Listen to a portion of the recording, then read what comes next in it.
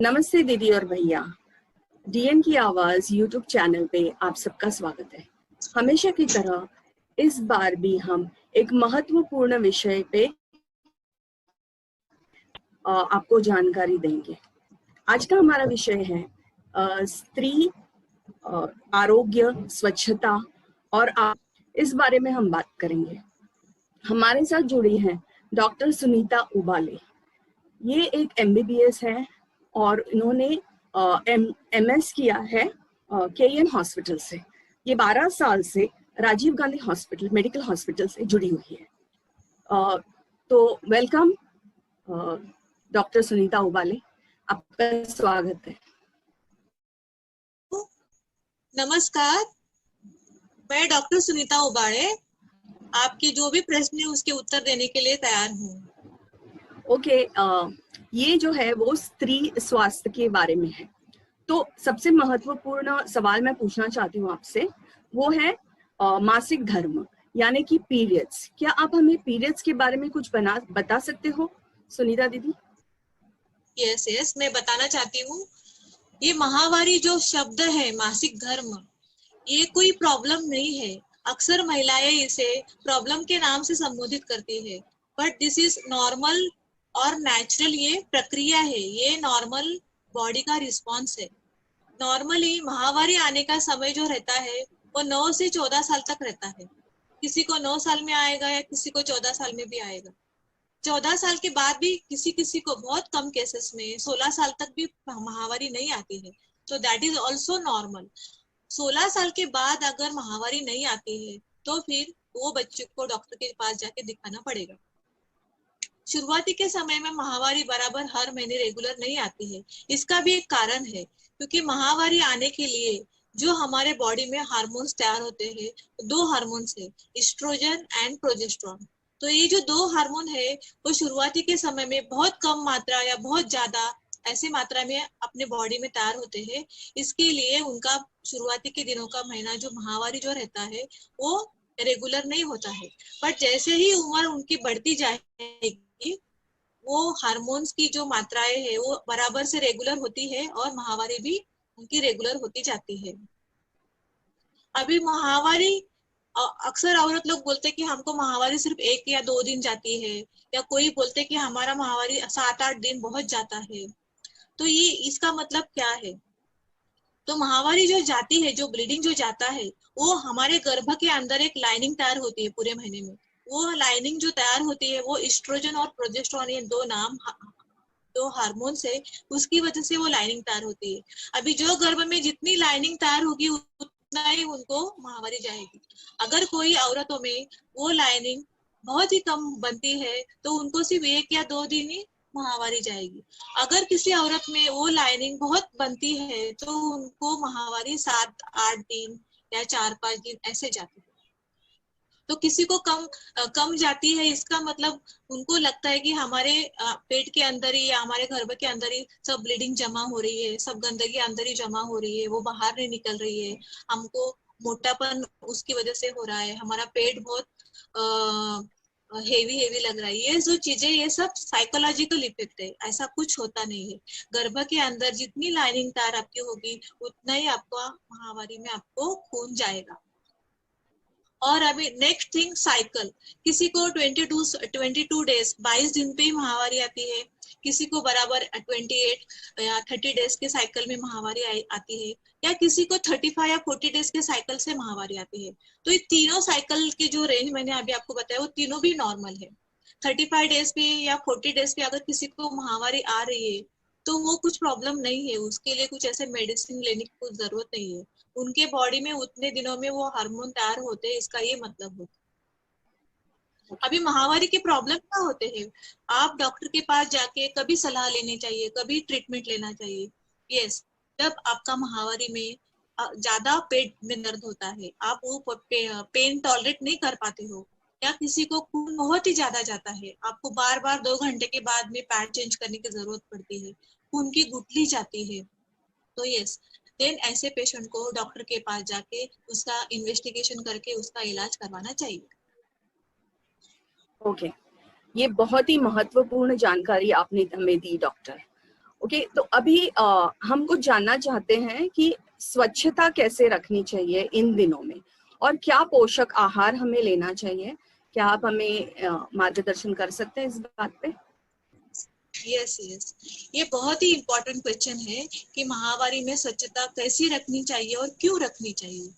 क्योंकि महामारी के समय जो योनि मार्ग से जो खून जाता है, वो समय योनि मार्ग का जो पीएच रहता है नॉर्मली एसिडिक रहता है, बट महामारी में वो अल्कलाइन हो जाता है। और अल्कलाइन पीएच में जंतु की जो इन्फेक्शन की पैदाइश बहुत ज्यादा होने की चांसेस रहते हैं। दूसरी चीज, महामारी के समय गर्भकाल थैली का जो मुंह रहता है वो थोड़ा सा खुला रहता है, जहाँ से ब्लीडिंग निकलता है। तो वजाइना में या बाहर के पार्ट में जो भी इन्फेक्शन रहेगा वो अंदर की तरफ या गर्भ के अंदर जाने के चांसेस रहते हैं। तो महामारी में प्राइवेट पार्ट को स्वच्छ रखने की बहुत ही जरूरी है। महामारी के समय और क्या इन्फेक्शन कर सकते हैं, तुम खुद का पर्सनल केयर लेती हो, प्राइवेट पार्ट का कैसे केयर करती हो, वो भी डिपेंड करता है। अगर आप पैड चेंज नहीं कर रहे टाइम पे, या आप गीला कपड़ा या वॉट एवर द पैड आप यूज करे वो गीला है, तो उससे भी आपको इन्फेक्शन का चांसेस बढ़ जाता है। अभी ऐसे अगर आप करते हो, ऐसे इन्फेक्शन का चांस बढ़ा है, तो आपको क्या तकलीफ हो सकती है? तो आपको कैंडिडियासिस नाम का इन्फेक्शन होने की बहुत ही ज्यादा चांसेस है। कैंडिडियासिस में खुजली आती है, सफेद व्हाइट, जैसे दही कर्ड रहती है, कर्ड के जैसा सिक्रेशन आने लगता है थैली के मुंह से। योनि मार्ग का जो बाहरी हिस्सा रहता है वो लाल हो जाता है। वो इन्फेक्शन आपके पेशाब की जगह तक भी जाता है और आपको पेशाब करने में भी तकलीफ हो जाती है। अगर आप ये स्टेज पे अगर इलाज नहीं करवाते हो तो आपका ये इन्फेक्शन पेट के अंदर तक जाके आपको पेट का भी दर्द होने लगता है। तो ये सब चीजें ना हो, तो इसके लिए क्या करना जरूरी है, ये बहुत ही इम्पोर्टेंट है। जो लड़कियां एडोलेसेंट एज की, जो जिनका पीरियड शुरुआती के दिनों में चालू हुआ है, उनको ये जानकारी देना बहुत ही जरूरी है। तो महामारी के समय अपने प्राइवेट पार्ट को साबुन के पानी से आप धोए। जब भी आप वॉशरूम में जाते हो तो उसको धोए। अगर साबुन नहीं मिला तो आप सादे पानी से भी धो सकते हो। धोने के बाद में वो जगह को अच्छी तरह से ड्राई करना भी बहुत इंपॉर्टेंट है।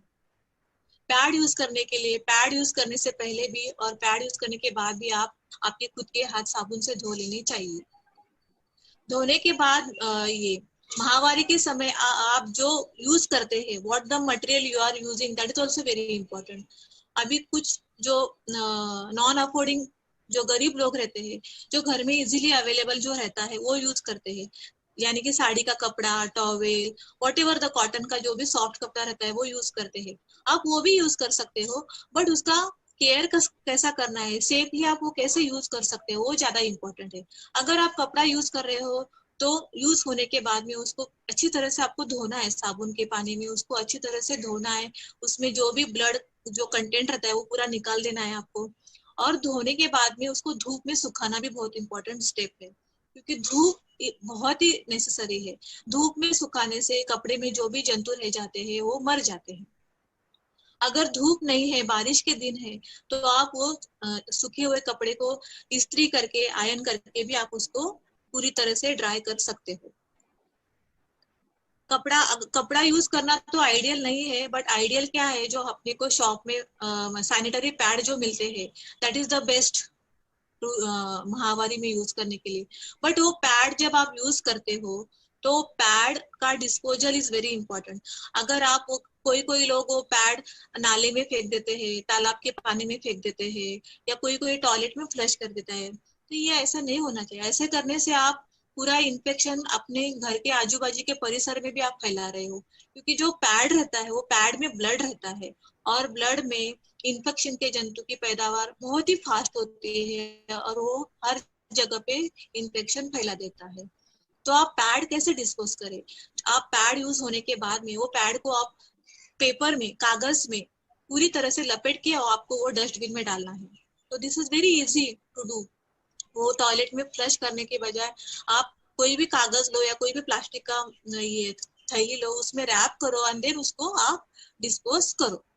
ऐसे करने से आप अपनी भारत को स्वच्छता रखने में भी आप सहयोग दे पाएंगे। हाँ दीदी, ये बहुत जरूरी बात है। स्वच्छता बहुत जरूरी है। वन मोर पॉइंट, आप खाना क्या खाना चाहिए महामारी के समय?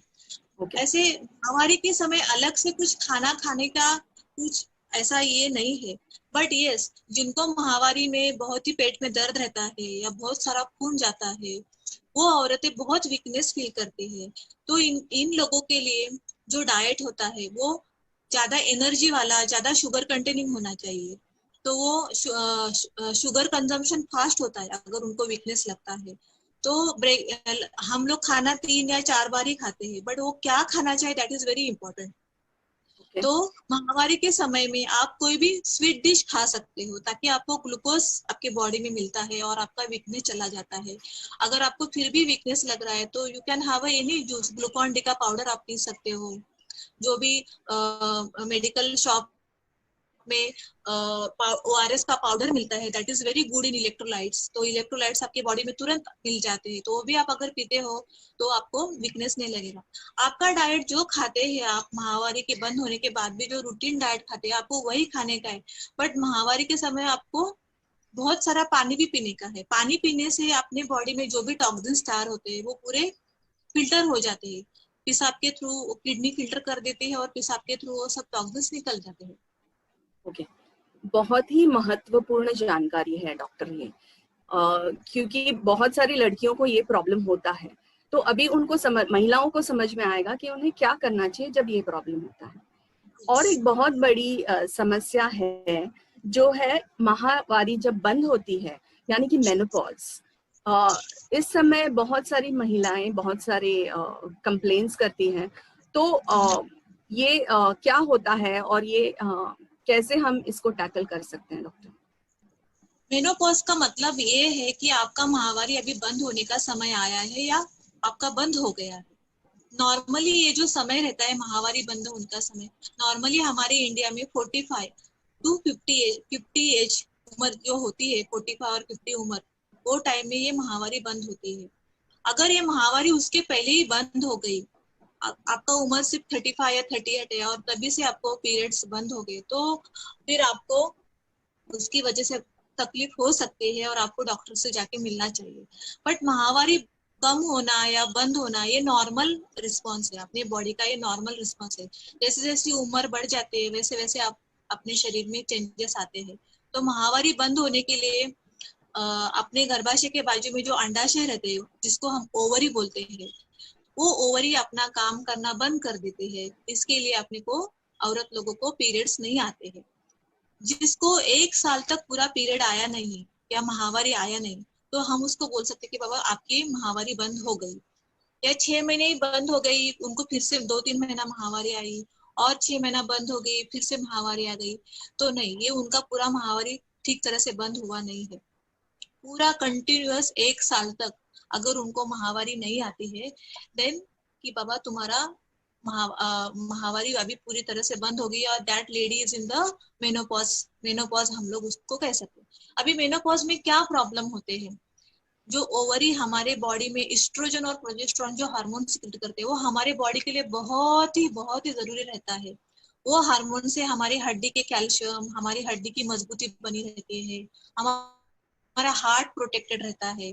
हम औरत लोगों को ज्यादा हार्ट अटैक नहीं आता है बिकॉज उनके बॉडी में एस्ट्रोजन और प्रोजेस्टेरोन रहते हैं 40-45 साल तक। बट वो हार्मोन कम होने के बाद में यस, औरत लोगों को भी हार्ट का प्रॉब्लम आ सकता है, उनको बीपी का प्रॉब्लम हो सकता है, उनकी हड्डियां की झीज चालू हो जाती है बहुत ही फास्ट, क्योंकि एस्ट्रोजन हार्मोन की मात्राएं बहुत ही जीरो या कम हो जाती है। तो ये एस्ट्रोजन और प्रोजेस्टेरोन जीरो होने से औरत लोगों को जो तकलीफ होती है वो है नॉर्मली गर्मी लगना। उनके बॉडी में बहुत ही उनको गर्मी लगती है, अचानक से गर्मी लगती है, उनके मूड्स में बहुत ही उतार चढ़ाव आते हैं, उनको बहुत स्ट्रेस फील करते हैं, उनकी भूलने की समस्या बढ़ जाती है।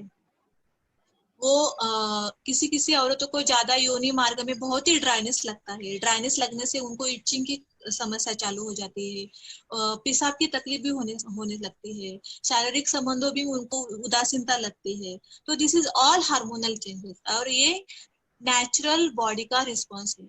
अगर तुमको ये हार्मोन कम होने से बहुत ही ज्यादा तकलीफ हो रही है, जो भी किसी को बहुत ड्राइनेस लग रही है प्राइवेट पार्ट में, तो आप डॉक्टर के पास जाओ, वो आपको जो आपको कंप्लेंट है वो कंप्लेंट के हिसाब से आपको दवाई करेंगे।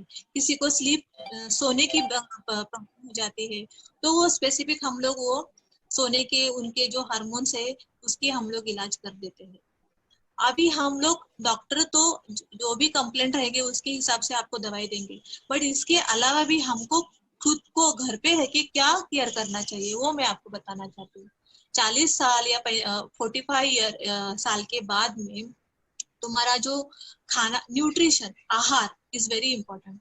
आपका आहार जो आप अब तक खाते आ रहे थे उसको आपको थोड़ा चेंज करना पड़ेगा, क्योंकि उम्र के हिसाब से आपका डाइजेस्टिव सिस्टम की पचन शक्ति जो रहती है वो भी कम हो जाती है। आप ज्यादा ऑयली ज्यादा तीखा नहीं खा सकते हो। तो ये उम्र में आपका खाना भी बहुत ही सादा सरल होना चाहिए, इजीली डाइजेस्टेबल खाना होना चाहिए। बहुत सारे फ्रूट्स खाने चाहिए आप, हरी सब्जियां खानी चाहिए, बहुत सारा पानी पीनी चाहिए। जो फूड्स में कैल्शियम की मात्रा ज्यादा हो, एंटीऑक्सीडेंट की मात्रा ज्यादा हो, वो फूड आप डेली खाना।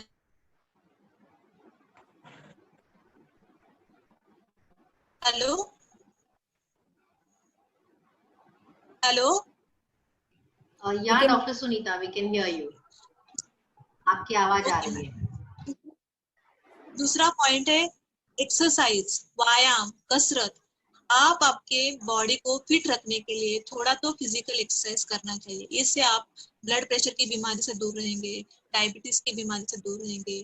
आपको खुद को भी आपको तुम्हारे बॉडी को एनर्जेटिक लगेगा। आप थोड़ा सा तो फिजिकल एक्सरसाइज करेंगे तो फिजिकल एक्सरसाइज से जो भी आपको स्ट्रेस होता है, स्लीप डिसऑर्डर होती है, फिजिकल स्लीप आने का जो आपको तकलीफ होता है तो वो भी आपका पूरा चला जाएगा।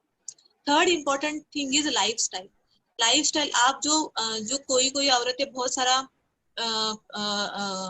लेबर वर्क करते रहते हैं, अचानक से उनका जो हेवी काम रहता है वो अचानक की उम्र के हिसाब से वो अचानक लाइट वर्क उनको आता है तो उनके बॉडी को वो सहन नहीं होता है। तो तुम्हारे बॉडी के अकॉर्डिंग तुम्हारा पूरे दिन भर का आपको टाइम टेबल बनाना है और उसके हिसाब से आपको आपका माइंड एंगेज रखना है। किसी किसी को मंदिर में जाने से बहुत उनके माइंड को सेटिस्फेक्शन लगता है तो they should do that regularly, और ज्यादा आप उसको करो और आप मेंटली सेटिस्फाइड रहो, शांत रहो। तो इसके लिए आपको yoga, to get the information of the yoga, meditation, ये जो भी है आप इसको आप आपके daily day to day activity में आप इसको इन्वॉल्व करो और खुश रहने की कोशिश करना चाहिए। Third thing is a medical treatment part.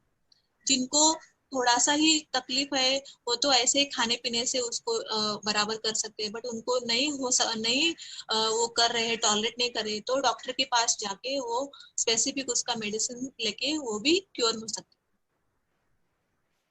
Okay, बहुत ही अच्छी जानकारी दी दीदी आपने। Thank you so much doctor Sunita उबाले। आपने स्त्री रोग आरोग्य, पोषण, स्वच्छता आदि के विषय में बहुत ही अच्छी जानकारी हमें दी। Thank you so much. Thank you. Yes, अगले एपिसोड में हम फिर इसी विषय पे को आगे बढ़ाएंगे और आपसे फिर से जुड़ेंगे। Thank you for right now. धन्यवाद, फिर मिलेंगे। Bye, take care.